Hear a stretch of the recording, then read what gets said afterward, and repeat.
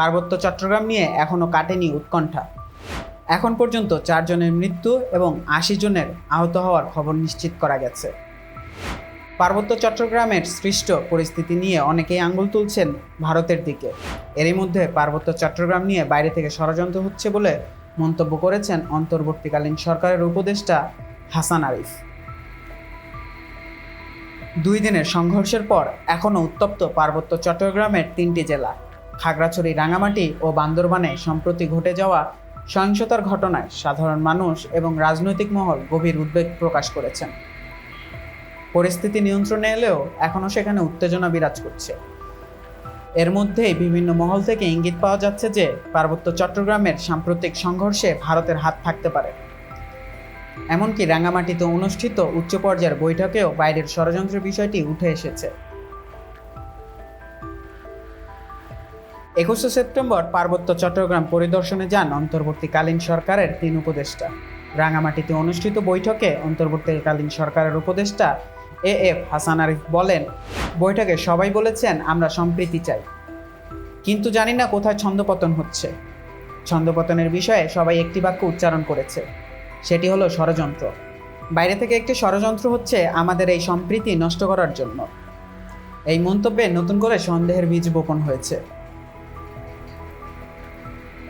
পার্বত্য চট্টগ্রাম সবসময় একটি সংবেদনশীল এলাকা। সেখানে স্থানীয় জাতিগোষ্ঠী, রাজনৈতিক দল এবং বাহ্যিক শক্তির প্রভাব লক্ষ্য করা গেছে। বিশ্লেষকরা মনে করছেন পার্বত্য অঞ্চলের বর্তমান পরিস্থিতিতে কোনো বাহ্যিক শক্তির ভূমিকা থাকতে পারে, যা ভারতের সক্রিয় অংশগ্রহণের একটি সম্ভাবনা সৃষ্টি করছে। পার্বত্য চট্টগ্রামে উত্তেজনা শুরু হয় খাগড়াছড়িতে একটি মোটরসাইকেল চুরির ঘটনাকে কেন্দ্র করে। গত 18 সেপ্টেম্বর মামুন হোসেন নামে একজনকে মোটরসাইকেল চুরির অপরাধে পিটিয়ে হত্যা করা হয়। এই ঘটনার প্রতিবাদে দীঘিনালা ডিগ্রি কলেজের শিক্ষার্থী ও স্থানীয়রা মিছিল করেন। মিছিলে হামলা করে বিচ্ছিন্নতাবাদী সংগঠন ইউপিডিএফ।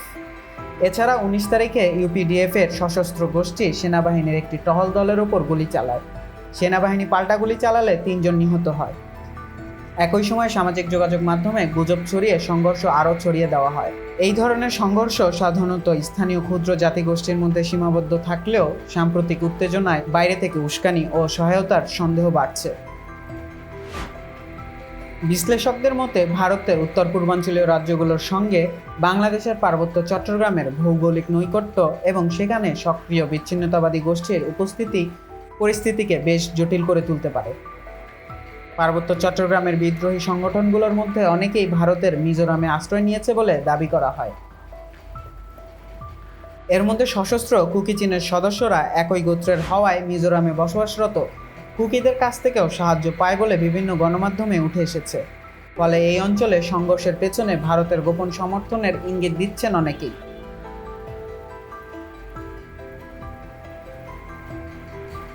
সরকারের পক্ষ থেকে ইতিমধ্যে একটি তদন্ত কমিটি গঠন করার ঘোষণা দেওয়া হয়েছে, যাতে বাইরের ষড়যন্ত্রের প্রকৃত কারণ উদ্ঘাটন করা যায়।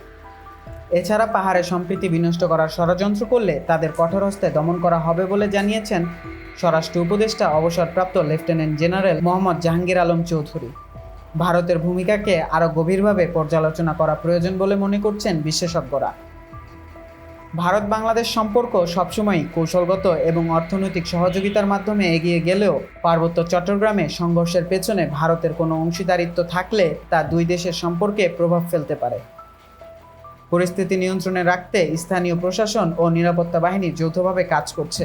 তবে সংঘর্ষের পেছনে বাহ্যিক শক্তির ষড়যন্ত্র থাকলে তা শীঘ্রই নিরসন করা প্রয়োজন।